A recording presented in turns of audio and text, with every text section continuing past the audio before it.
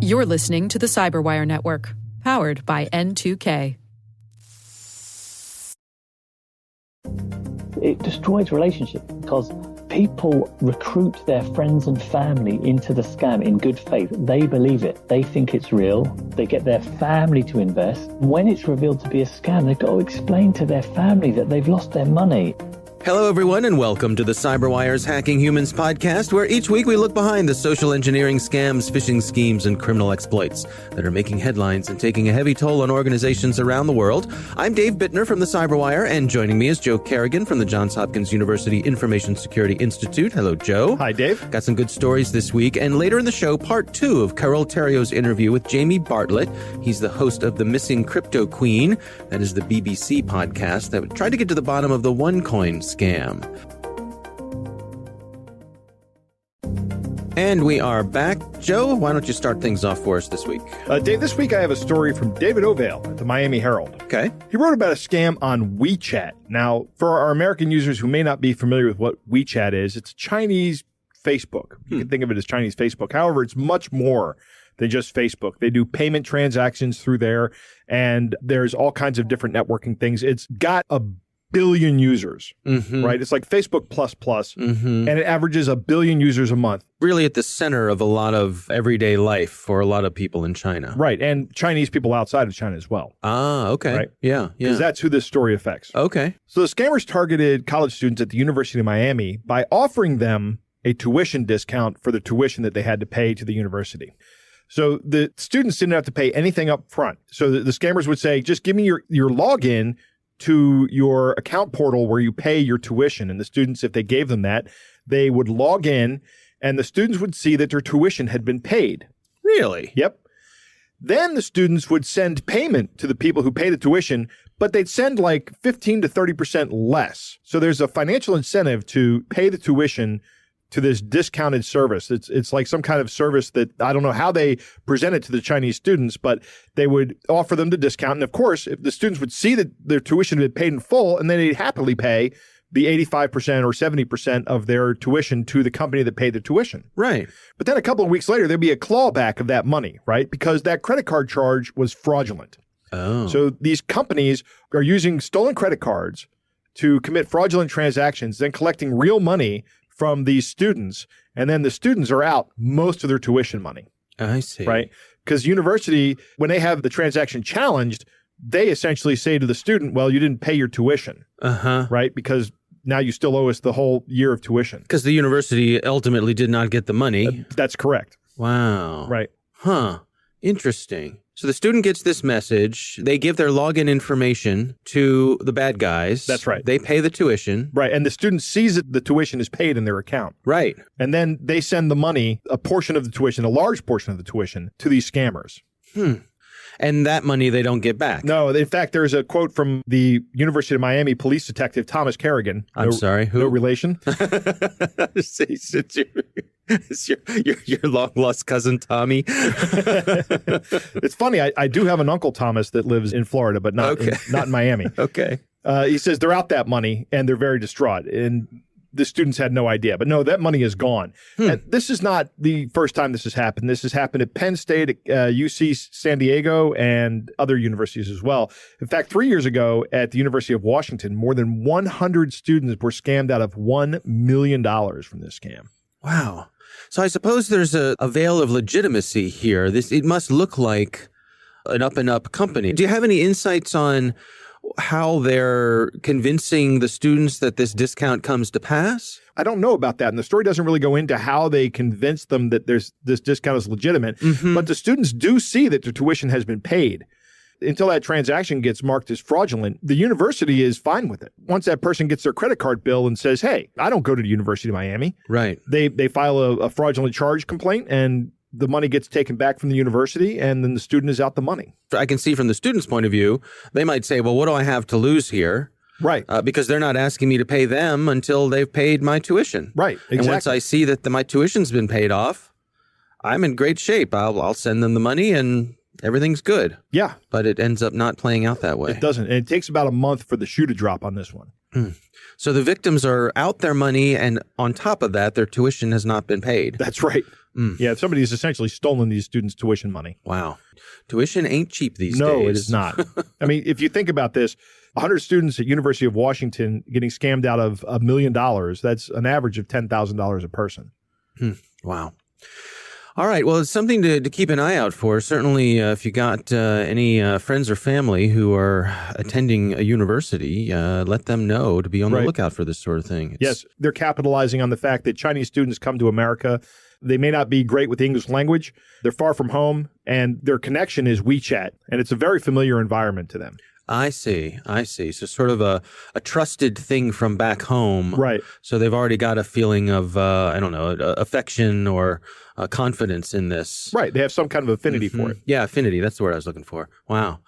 My story this week comes from Bleeping Computer, and this is about a new extortion scam taking advantage of Nest video cameras. Now, this starts out like a kind of thing that we've described before, and that's where you get an email that says, I have captured videos of you behaving badly, while you were doing something that you'd be embarrassed for people to see you doing at your computer. Right. I took over your webcam and I have video of you. And if you don't pay me this money, I'm going to release that video to the rest of the world and all your friends and family, and you'll be very embarrassed. Right. And of course, they always say that I have hacked into your email as well, and I have all your contacts. And right. Yes, they have get it. But they have your email address, but they also have your password. Right. And typically, it's an old password that they've taken from one of the big password dumps, one of the big databases that are out there. Well, the bad guys are taking that to the next level. In this scam, it starts out that way, where they say, same sort of email, we've got some video of you, and then they send you to a web page. And when you go to that web page has live video feeds on it of Nest surveillance cameras. Now, it's not your Nest surveillance camera. It's just a Nest surveillance camera. And the folks who have been looking at this have seen that the video feeds are actually coming from Nest's official website. So I guess Nest has some demo cameras up there. And these folks have hacked into that feed or taken advantage of the public availability of that feed. I think that's what they're doing, because those feeds are just essentially, you can address them with a URL and put them in any website. Exactly. But what it does is it lends that extra bit of legitimacy to the scam, because you go and look at this and you say, oh, these people are capable of hacking into webcams. Right. Like they've got some webcams right here. And then they ask you to pay the ransom, which can be substantial. In this case, they're asking for 500 euros in Bitcoin or iTunes gift cards, standard sorts of things. Right. But kind of taking it to that next level, they said this has really taken off at the beginning of this year, and they've already seen a total of nearly 1,700 people have been victimized by this year. And is that 1,700 people who have sent Bitcoin to these folks? No. I think the number of emails that have been delivered where people have sort of been exposed to this, I suppose. I don't know how many people actually paid. I'd like to get a Bitcoin address. Of course, they could be having one Bitcoin address per email they send out. Those are free as well. Right. But it's easier to manage just one Bitcoin address. And this scam strikes me as kind of a lazy scam, right? So I would like to see the Bitcoin address, because you can look at the Bitcoin addresses online on a blockchain explorer and see if anything has been sent to it. Right. And see when it was sent to it, actually, too. Yeah, it's interesting. The evolution of these campaigns and how they grow more sophisticated. They try new things that they work. I don't have a crystal ball or anything, but I can see, looking towards the future, that this sort of increased sophistication is probably something we can expect. Right. If they're using just the Nest Cam demo feeds, that's also, it strikes me as lazy. That could have been done better as well. I'm not going to get into how it could have been done better, but it sure could have been done better. Yeah, well, there's no shortage of unsecured web cameras out there. You go on on a Shodan, look for them. You can look for them on Shodan. There are other search engines as well, all over. There are literally thousands of these things around the internet. Maybe even tens of thousands, hundreds of thousands. Yeah, lots of them. Yeah. All right, well, that is my story this week. It is time to move on to our catch of the day. Our catch of the day this week comes from the Scam Baiters on Twitter. They are at the Scam Baiters, and that is an account that tracks these sort of things, collects them, shares them with the public for everyone's benefit. And this one, Joe, this is a good one. I'm going to do my best here. You know, our president of the United States, Donald Trump. Yes. Of course, he's kind of busy right now. He's got a lot going on in his life. Yes. But he's not too busy to try to be helpful to people all around the world. He's reaching out personally to people to help them gather money that's been left on their behalf. Let me just see if I can do this justice. That's how he wins elections, Dave. This is it gives everybody millions of dollars. Right. All right. Let's see if I can do his justice here. Attention, my dear beneficiary. Assigned by the President Donald Trump. Overdue fund released today. I am Mr. President Donald Trump, and I am writing to inform you about your bank check draft brought by the United Embassy from the government of Benin Republic in the White House. Washington, D.C. has been mandated to be delivered to your home address once you reconfirm it with the one we have here with us to avoid wrong delivery of your check draft worth $9 million United States dollars, $9 million USD that was assigned to be delivered to your home address by Honorable President Donald Trump, the president of this great country this week by a delivery agent, Mr. Rokas Jesus. Also, reconfirm your details for the check delivery by filling the form below and send it immediately to our email for verification. You can also contact my phone number with your info. Best wishes, Donald Trump, President. Wow. Yeah, pretty good, huh? This is awesome. Yeah. I love this. Boy. I mean, this is so obviously a scam. I mean, we've seen hundreds of these now. Well, actually, now we've seen 83 of them. But this one, I don't know who would fall for this. Well, as we talk about, there's built-in filtering here. By someone falling for this, you've already got a hot one on the line. Right. Exactly. That is such a great point about all of these. Yeah. That the person that falls for it is the exact person that they want. Yeah. Yeah. All right. Well, it's a funny one. And oh, boy. All right. Coming up next, we've got part 2 of Carole Theriault's interview with Jamie Bartlett. He is the host of the Missing Cryptoqueen. That's a BBC podcast about trying to get to the bottom of the OneCoin scam. And we are back. Joe, we got the second part of Carole Theriault's two-parter. This was her interview with Jamie Bartlett. He's host of the Missing Cryptoqueen podcast, which you've listened to. I have. Yeah, yes. Good stuff. It is. And he went to try to get to the bottom of an interesting scam, the OneCoin scam. Here's part 2 of Carole Theriault's interview with Jamie Bartlett. Welcome to the hotly awaited part 2 of my interview with Jamie Bartlett, the host and investigator behind the Missing Cryptoqueen. If you haven't heard part 1, go listen now and then come back. We'll wait. We kick off part 2 with me asking Jamie to set the scene. So I asked him to imagine me sitting in a cafe or in a public space. I was someone who had missed the Bitcoin bus. Perhaps I was feeling a little bit disgruntled about that.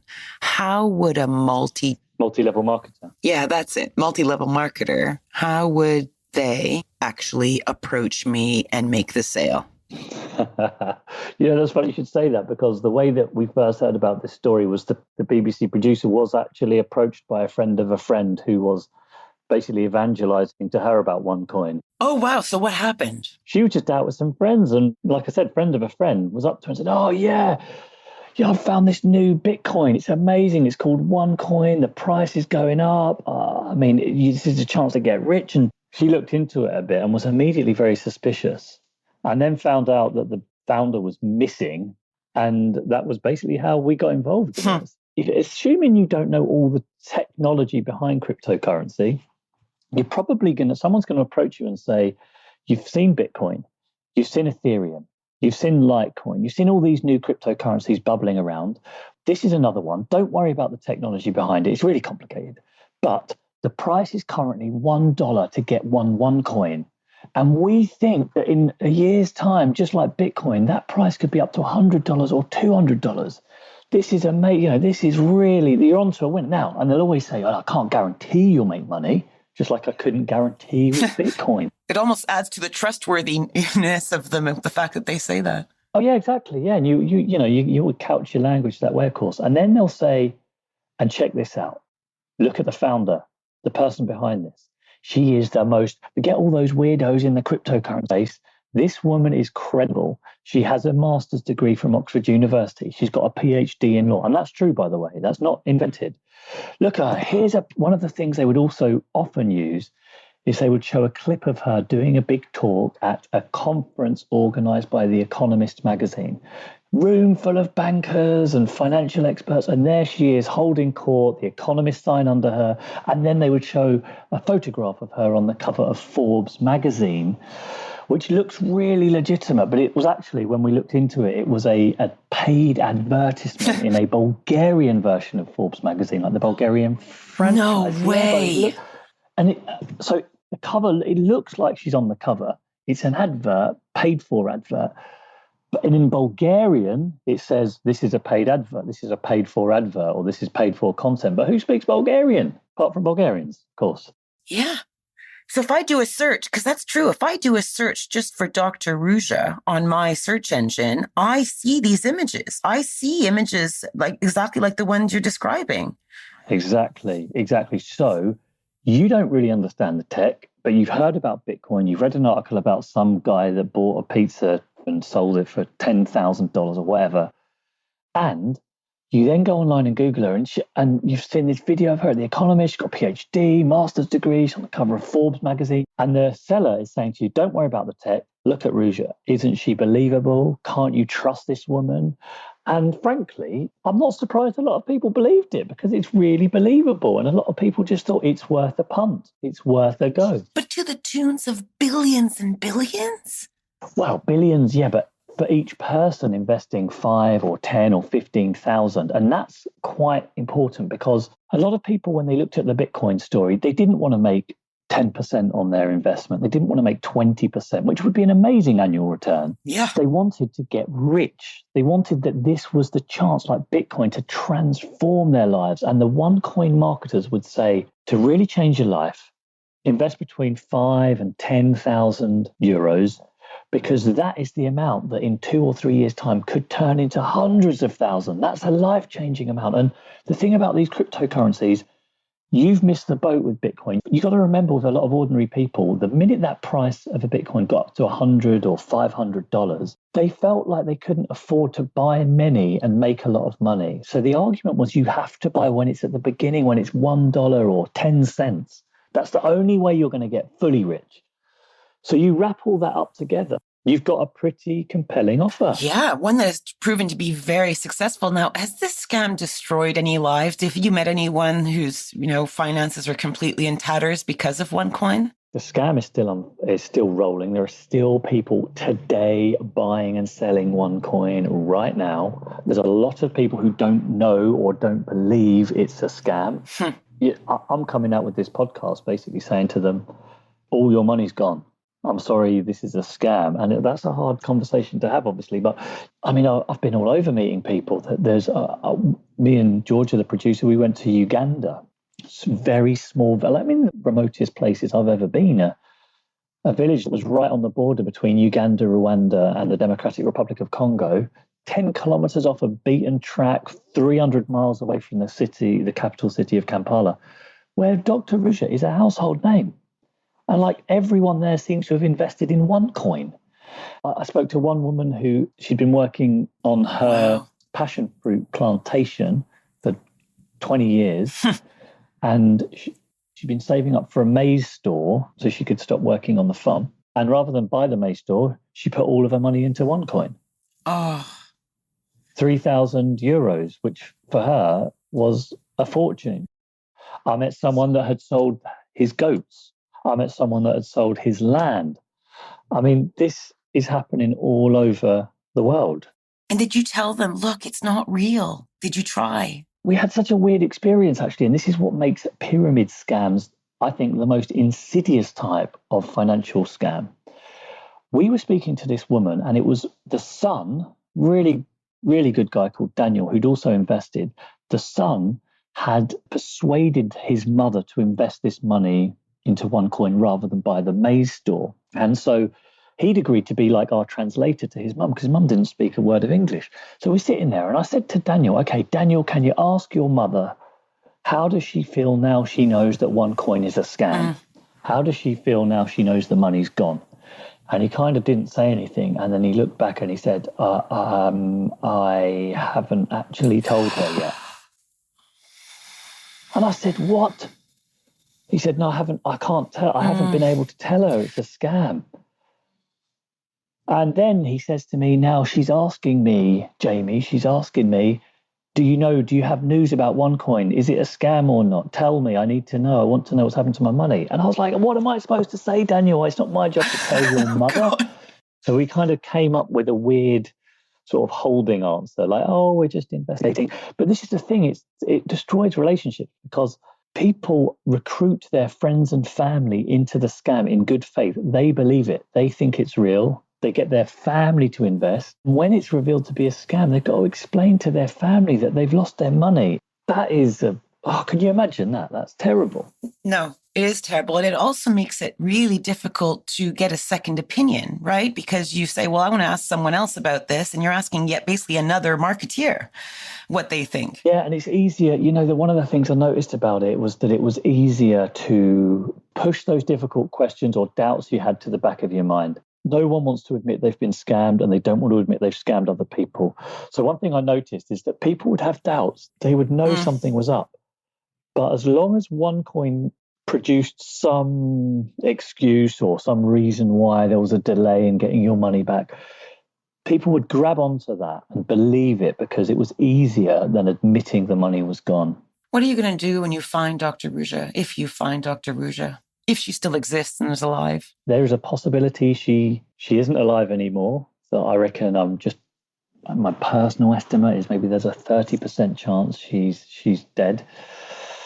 And by the end of the podcast, if anyone listens to it, they'll see how we worked out where we think she is. She's probably in one of 2 or 3 places. The search kind of continues. The FBI she's been charged in absentia by the Department of Justice in the US for wire fraud, money laundering, securities fraud, and also bank fraud. We're not the only ones looking for her. I mean, the FBI is looking for her as well. And if we did find her, well, firstly, it would probably involve me chasing her down the street with a microphone because I doubt she'll talk to us, although you never know. She's apparently such an interesting woman. Like, she's so brazen. She goes up onto the stage and talks about the financial revolution in front of thousands of people, knowing it's not real. Yeah. I mean, the courage required. So who knows? Maybe she'll phone me out of the blue. I sometimes think she might turn up at my house just to play with my mind, But if I do find her, there is one question above all I just want from her, which is, I don't think she ever thought it would get this big. That's my theory. I think she thought this would be a relatively small standard scam where, I know this is a horrible way of saying it, but, $10 million or something. You remember there was a lot of ICO, initial coin offering scams, where cryptocurrencies would come and go, people would invest a bit of money, it would collapse, nothing really happened because it wasn't a huge amount of money. And I think she thought it was going to be that. We can make 10 million euros, disappear, everyone will forget about it, and we'll be back again. But because of this multi-level marketing aspect, because it was so perfectly done, brilliantly executed, she was so compelling, it just grew so quickly. She couldn't control it. And before she knew it, she woke up and it was €1 billion. Then it was 2 billion. Then it was 4 billion. And at that point, you're trapped. Jamie, I so hope you find her and able to ask that question to her directly. I'll be back on the show if I do. Brilliant. Jamie Bartlett, podcast host behind The Missing Cryptoqueen, a BBC podcast. If you haven't heard it already, may I recommend very highly that you listen to it now. This was Carole Theriault for Hacking Humans. All right, Joe. Boy. Yeah. It's a lot here. It is a lot. It breaks my heart to hear about the woman in Uganda who's given up $3,000 of her life savings that she was going to buy a store so she could get out of the fields. Right. It's heartbreaking. Yep. There's an interesting thing that Jamie says in here, that no one wants to admit that they were scammed. Yeah. Which is common. Yeah. Or admit that they have scammed others. Right? That has got to be hard. It's hard to admit that you've been scammed. We've seen that a lot. But can you imagine getting duped into something and then unwittingly duping other people into it? That would be your family. In your family. Yeah, these are your family and your friends, your closest relationships, right? I can't imagine this. It would be horrible for me. if I had done something like this. Yeah. I want to talk about blockchains for a minute. Okay. I kind of touched on it last week. In order to understand how blockchains work, you have to understand how a hashing algorithm works. Okay. And a hashing algorithm is a very simple concept, right? I take some input. It doesn't matter how big it is or whatever it is, but it puts out what's called a digest or a hash of a specific length. Okay.